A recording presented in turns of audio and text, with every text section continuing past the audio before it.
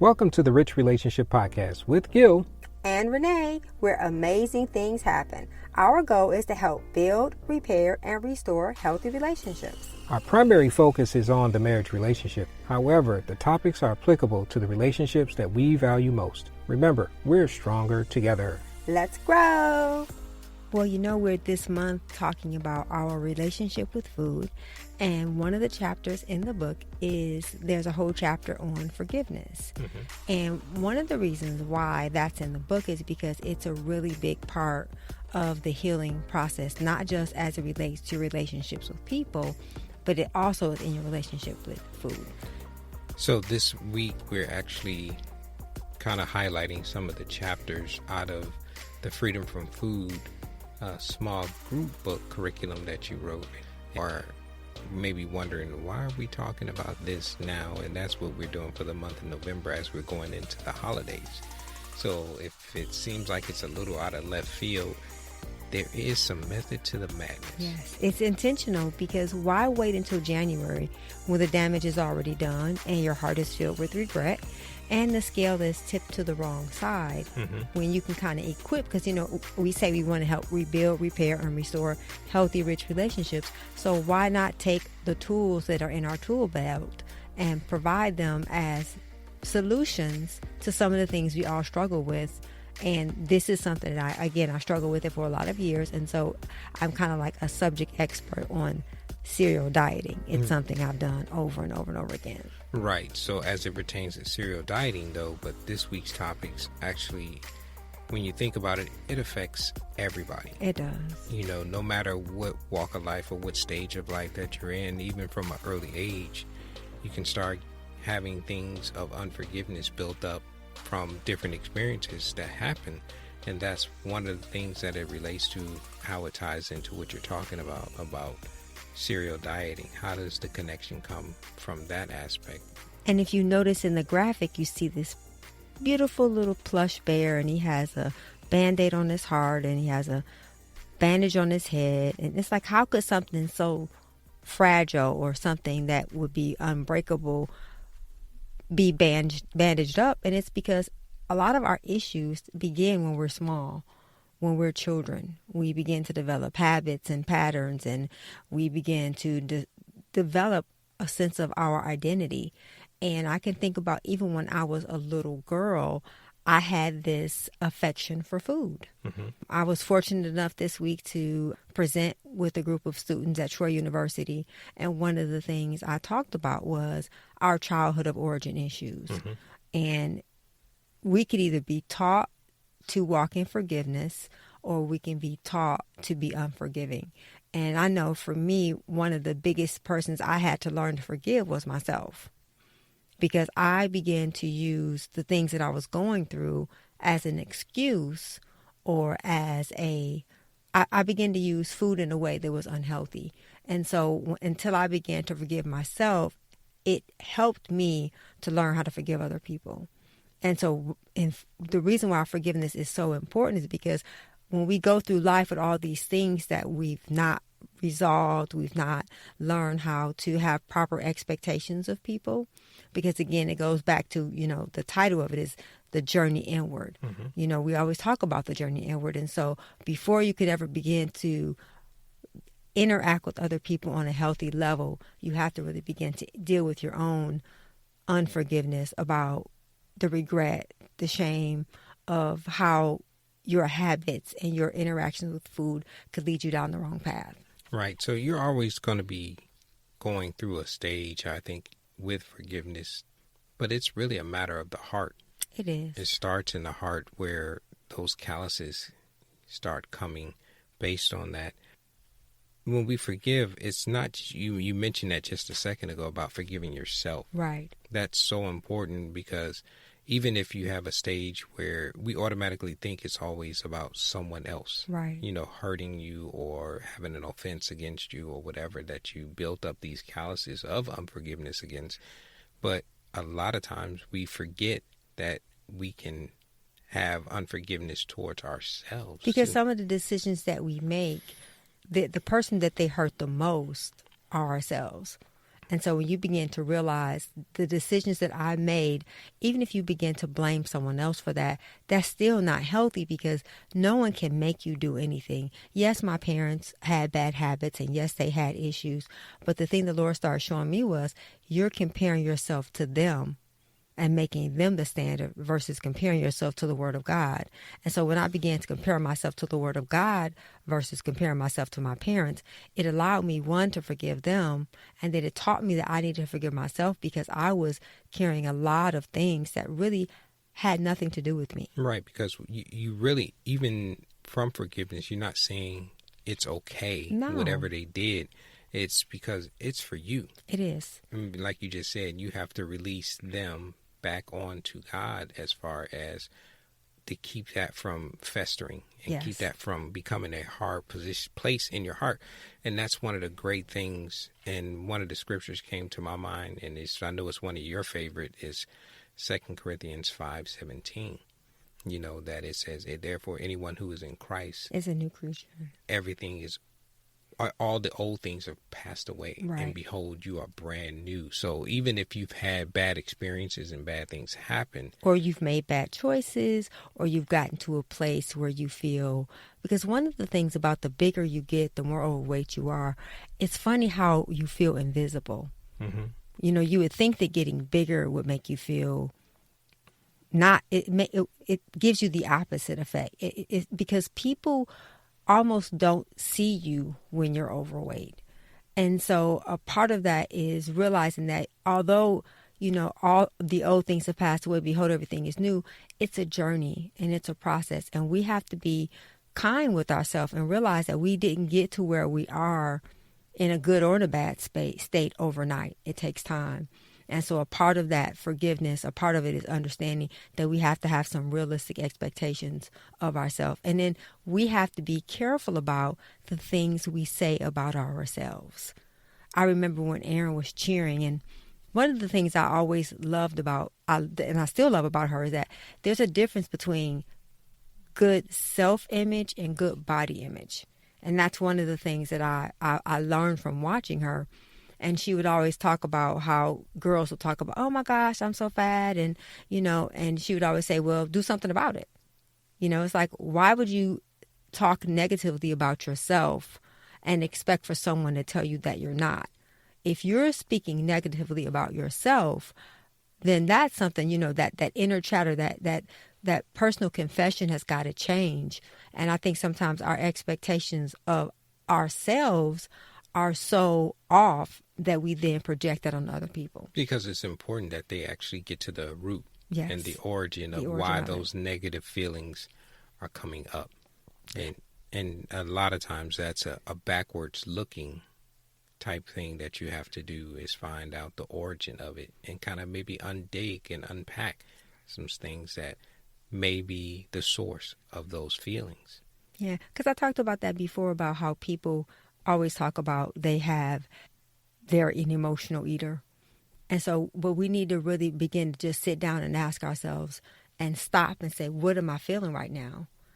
You know, and how do I stop this habit of running to a thing, a person, an activity, versus learning how to be still, learning how to write things down, you know, have someone that's an accountability partner for you that you can go to. And that's another reason why we created this community, was because we wanted to provide people a safe place where they could unpack their pain and their hurt, and also a place where they can come and share their wins and their victories, so that you have someone that can cheer you on. And so this is more than just about one aspect of the human experience.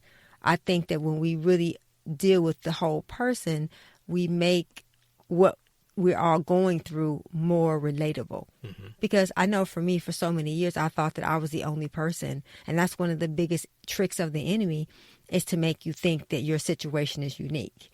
And we always say that we're unique, but our situations are not. And so when we get over the shame, and when we can begin to walk in forgiveness with ourselves, it makes it a lot easier for us to walk in forgiveness with other people. So this is a question I'll ask you then, though. So what's the difference? You said two words. What's the difference between guilt and shame? Well, I think guilt is something that happens as a result of a behavior that you've operated in or you've practiced. And I think shame is what you think it's what comes from other people. I think shame is external, and I think the guilt is internal. And so a part of that is when you deal with the internal issue, the external issue won't have as much control. Yeah, and I said that because when you think about those two words, shame is something that tends to hold you hostage, to something that happened, where you look at whether you did something unconscious and all of a sudden you tell yourself sometimes, why did I do that? Or you feel guilty about it. Guilt is one of those things you just happen to do, and it can be literally a mistake that you made. Right.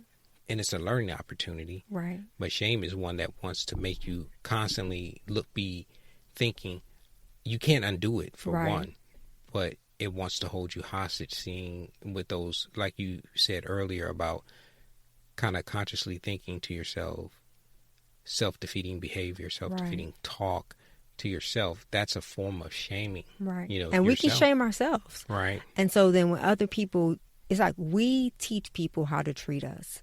And so and one of the things in the book, there's a picture of the word forgiveness in the road. And the reason why that photo is there is because forgiveness is not a two-way street. I think for me, the first lesson I began to learn when I got saved was to walk in forgiveness, because the same measure you measure out is going to be measured back to you. And one of the scriptures the Lord kept giving me was, may the words of your mouth and the meditations of your heart be pleasing in my sight. And so it put the responsibility for my behavior onto me, because forgiveness is about me saying, I'm going to let go of what happened. I'm not going to forget it. It doesn't mean that it was right. It just means that I'm going to leave the responsibility of the consequences and the judgment of that situation onto the Lord. And that is something that it takes time, and it takes you maturing and realizing that the more we look at ourselves and the more we begin to examine our own hearts and discover our why and understand, I think it makes us better equipped to be in relationships with people and not have this very, very high expectation of other people. Right. So make the connection then between the forgiveness that somebody may be going through, as if from the book, to how does that really connect with food, though?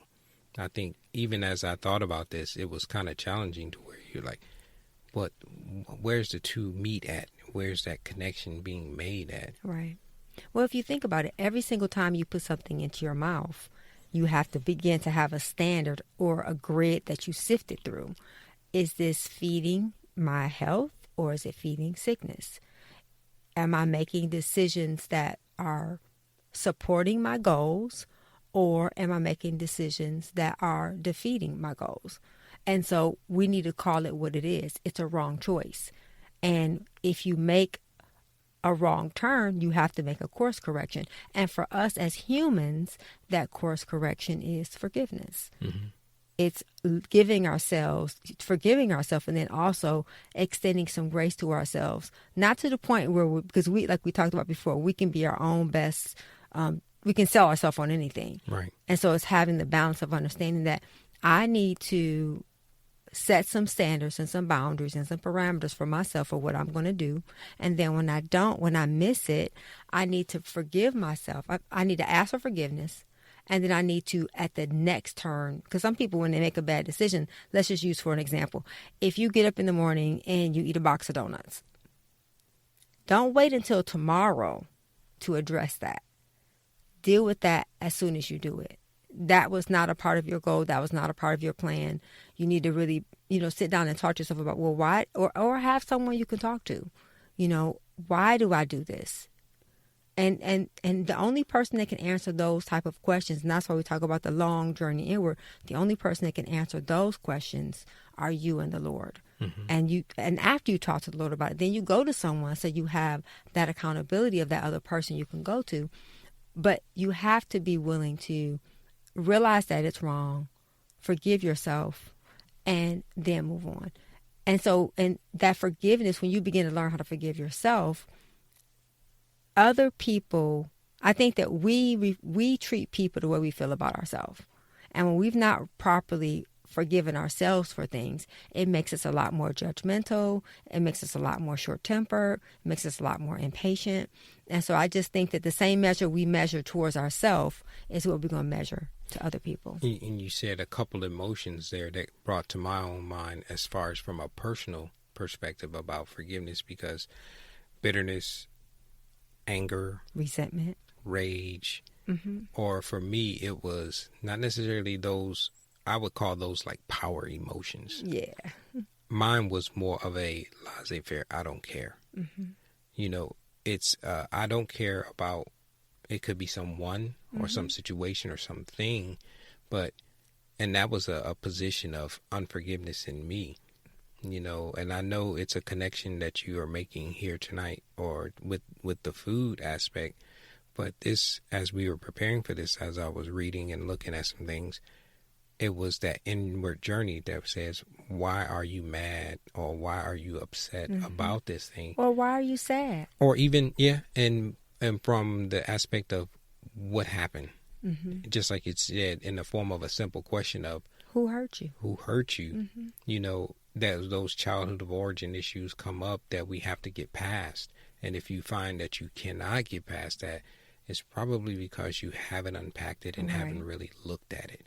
And here you can be in the latter stages of life, not even in your early teens and 20s and 30s. You can, if you don't deal with it, it's just going to manifest and it's still going to stay there. Right. And unfortunately, it gets harder and harder to deal with, I think, as you get older, too. Yeah, because I think the longer, you know, there's a difference between sin and iniquity.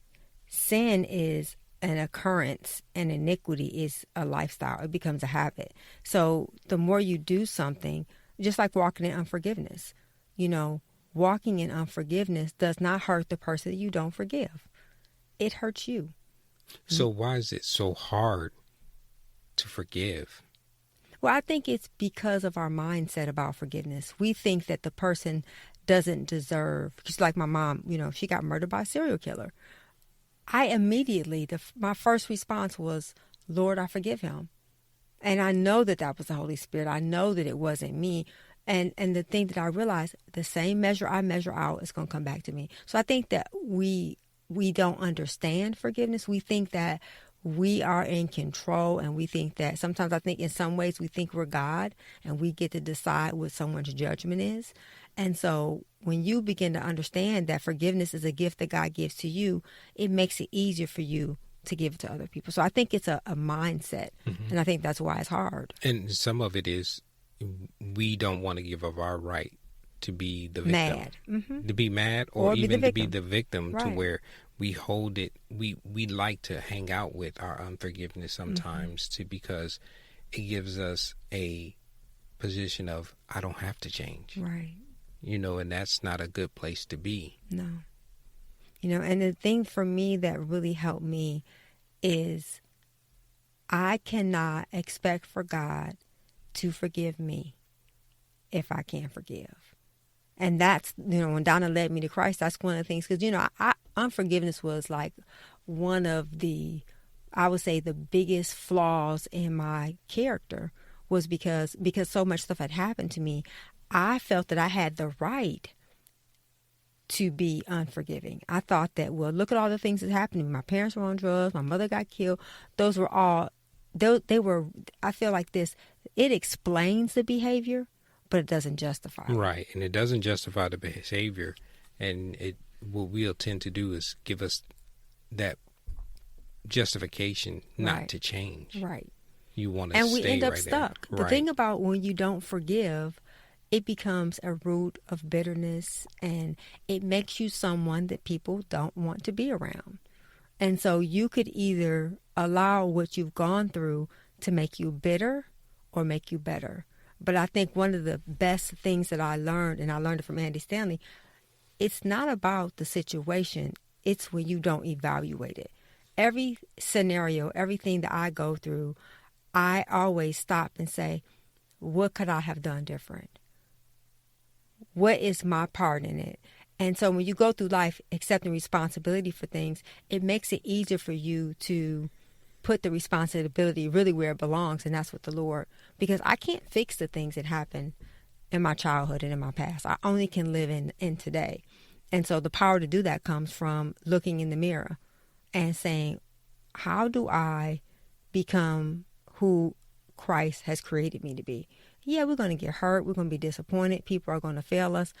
But that's all a part of the human experience. It's learning how to handle those things in a way where it's productive and not destructive. It's one of the questions that came to my mind. Are you going to be the recipient of this hurt or pain, or are you going to be the perpetrator? Right. You're going to be one or the other. Right. In every scenario, every situation, every circumstance, you're going to be on one of those roles, if you want to call it that. You're going to be playing one of those roles.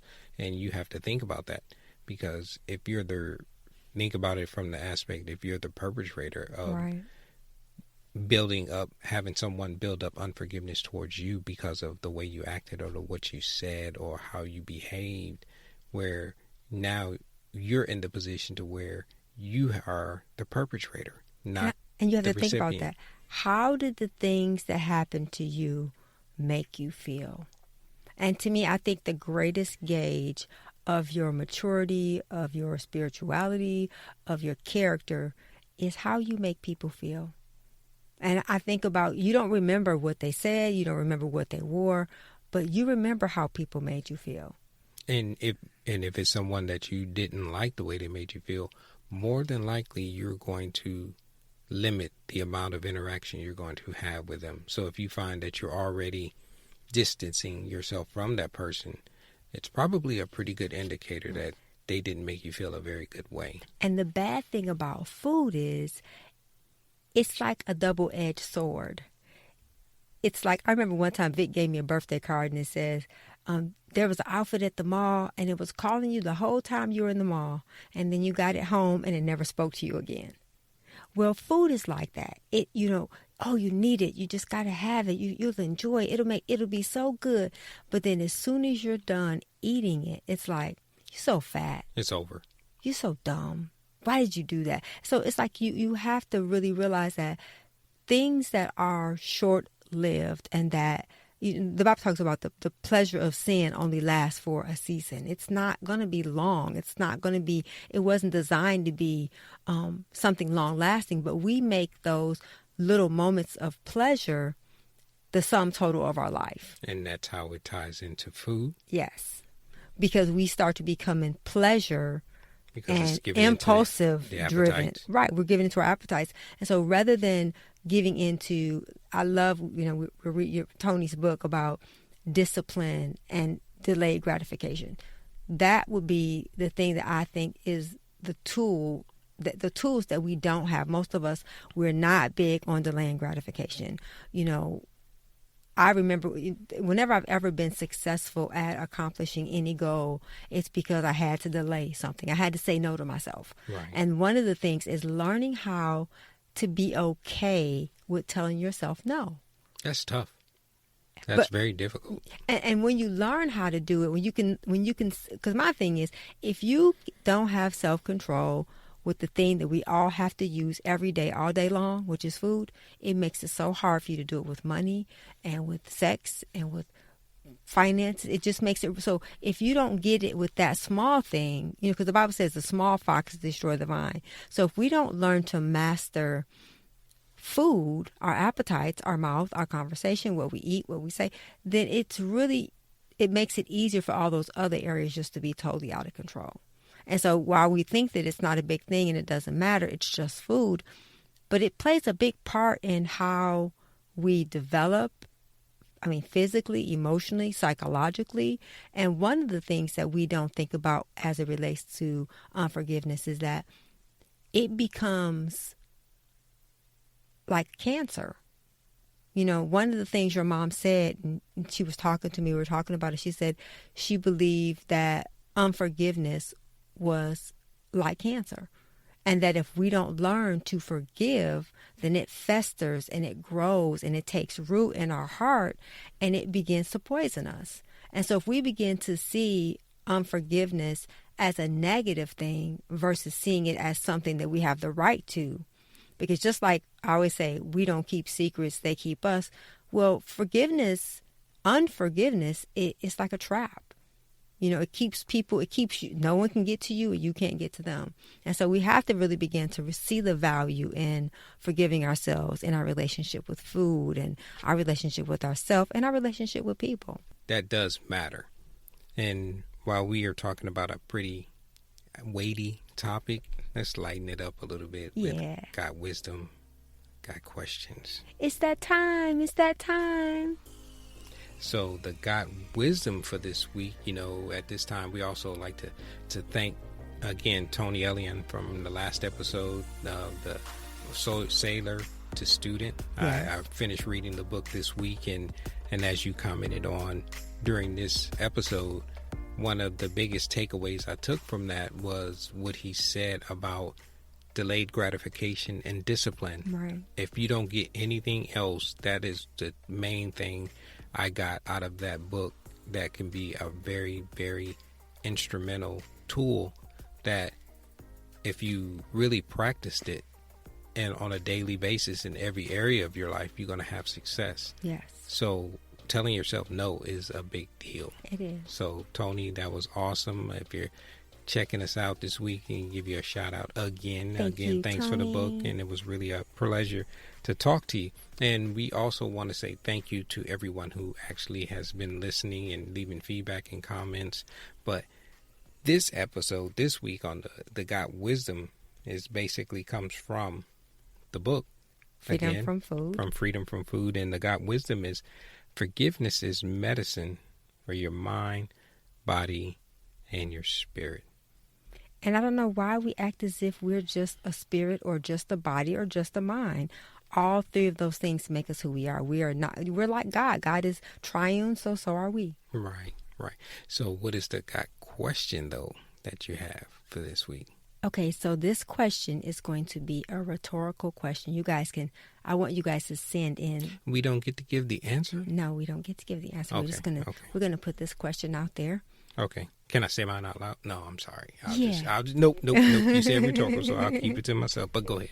Well, the question is, what do you do when you have lived in unforgiveness for so long that you don't realize that you are walking in unforgiveness?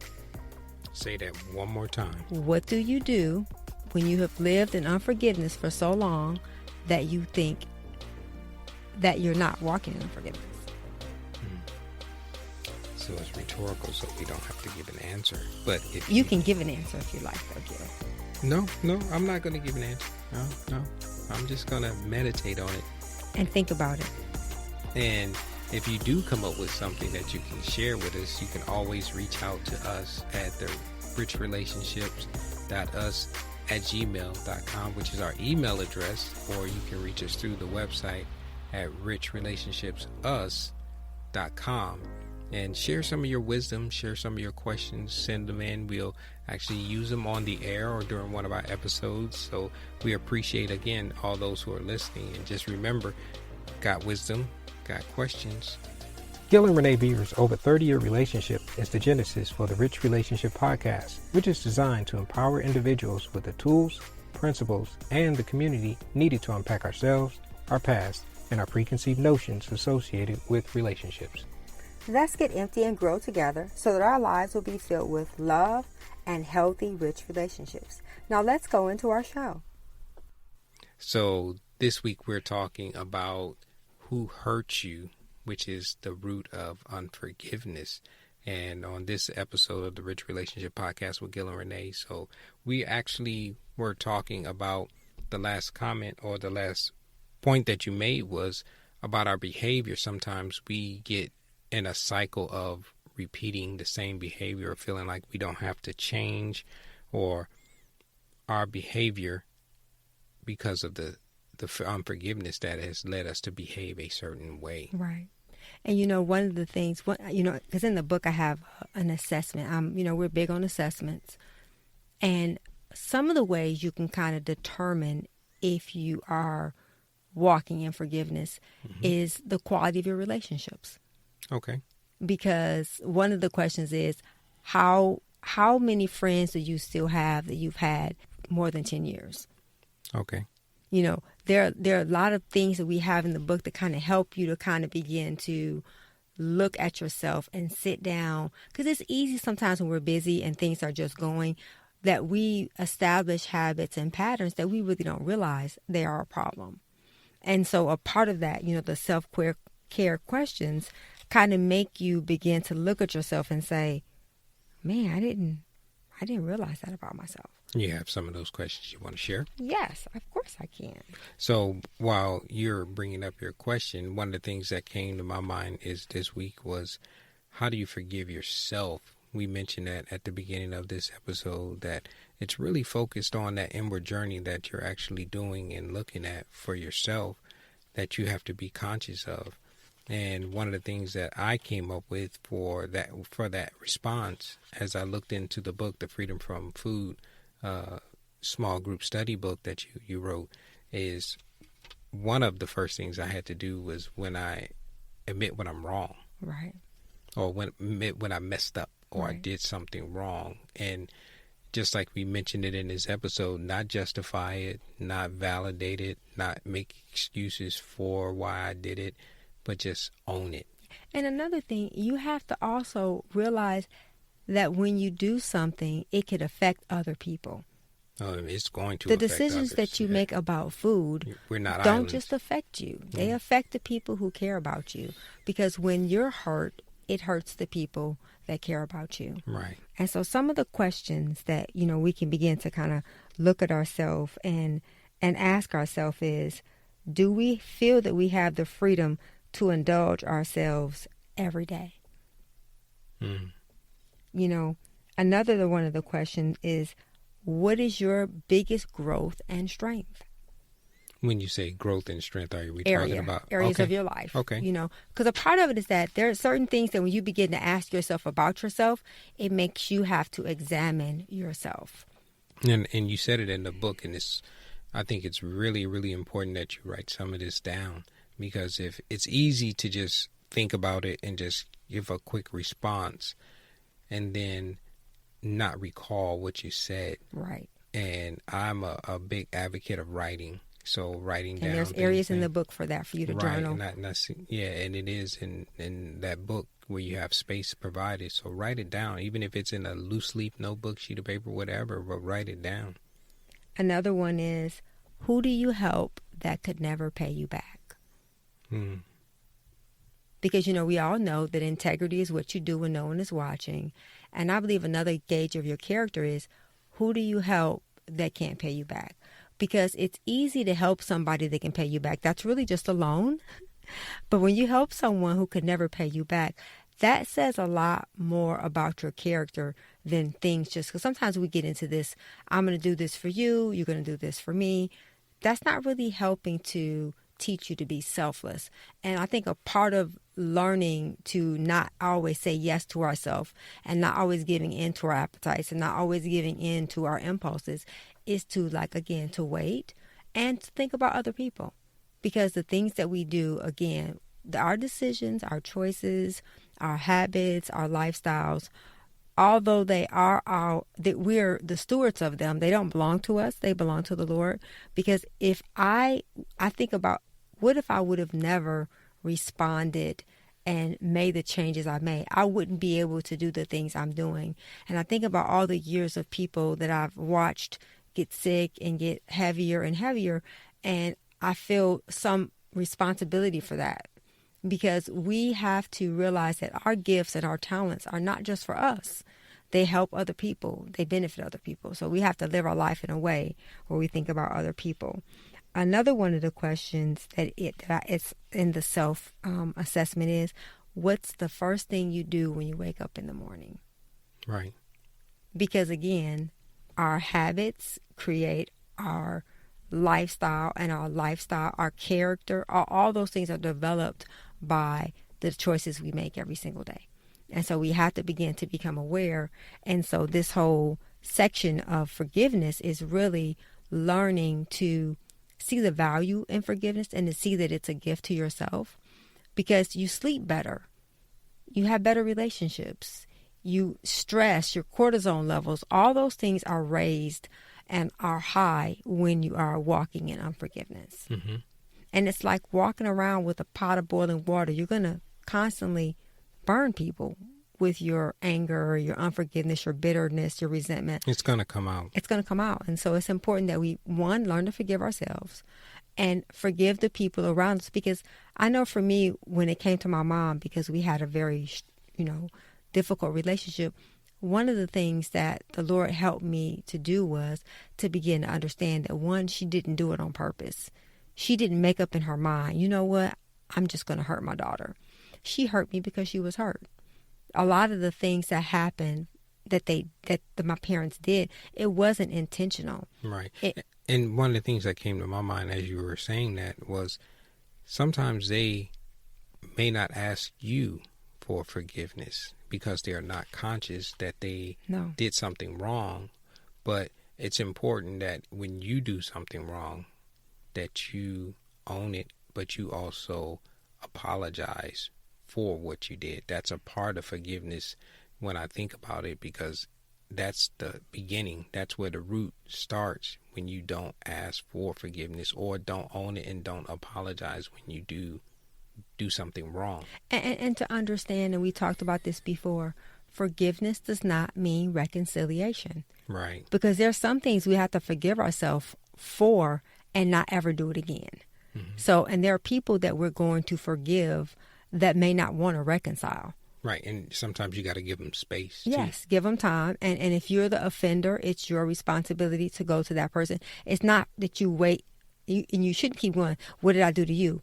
That's not the way forgiveness works. Forgiveness is not me coming to you saying, what did I do to you? Forgiveness is me coming to you, telling you what I did to you. Right, because you cannot control them. No. Because if you do it just like you just described it, if you go to that person and ask them, kind of pull on them, would you do what I do, or you ask for them for forgiveness and expect them to just reciprocate, right, or to own something that you think they did. No, you kind of missed it there, because it's just supposed to be a one-way street, right? In this aspect, it is. You just ask for forgiveness, and that's where it stops. It is. Because a lot of times we go to someone. I was just watching a video on Facebook, and she was doing a role play where she was going to her mom and telling her mom how she felt. She said, and Mama, I forgive you. And that's where period goes. No, she should have been saying, I'm asking you to forgive me. Oh, she was saying, I forgive you. No, and that's not the way forgiveness. Forgiveness is not you going to the person saying, I forgive you. Forgiveness is going to them saying, I was wrong. Will you forgive me? Because what happens though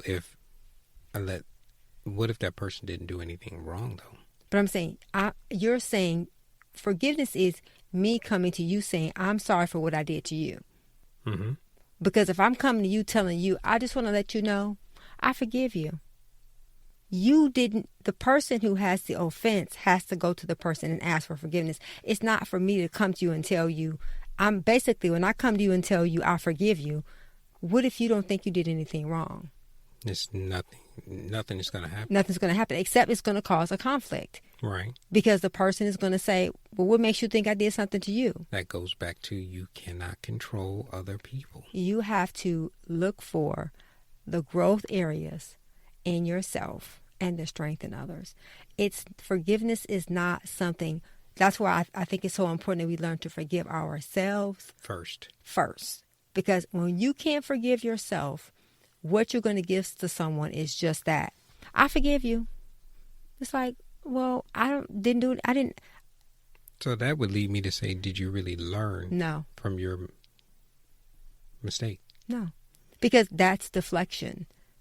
It's not you owning what you did. It's me trying to make you own what you did. And that's not the way forgiveness works. Because the Bible says, if you have an ought against your brother, go to your brother. And tell them what you did. Not go to them and say, what did I do to you? You mad at me? Because sometimes there are things going on with people that have nothing to do with you. Right. And so it's very self-centered and self-serving to think that something that's going on with someone else is you. It could be something going on with them internally. Mm-hmm.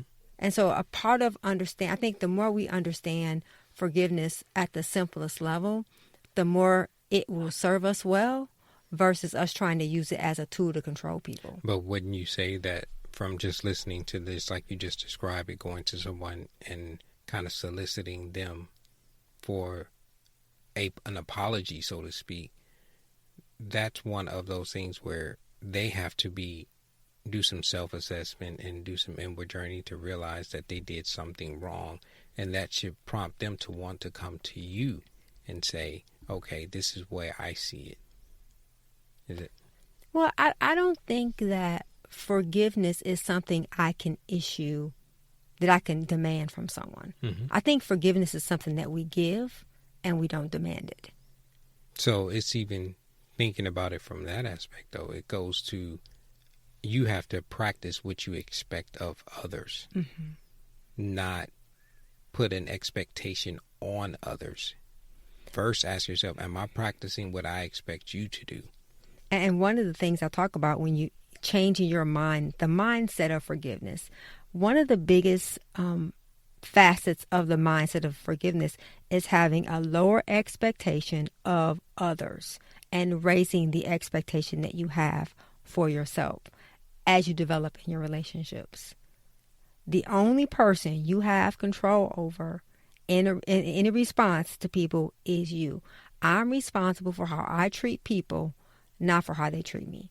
So regardless of what someone does, I'm responsible for how I respond to you, not for how you. So I think that we don't understand that we only have self-control. I remember when Aaron was little, I would say, I want you to go through the Bible and I want you to find all the scriptures that God uses to give you control over other people. Guess what? There aren't any.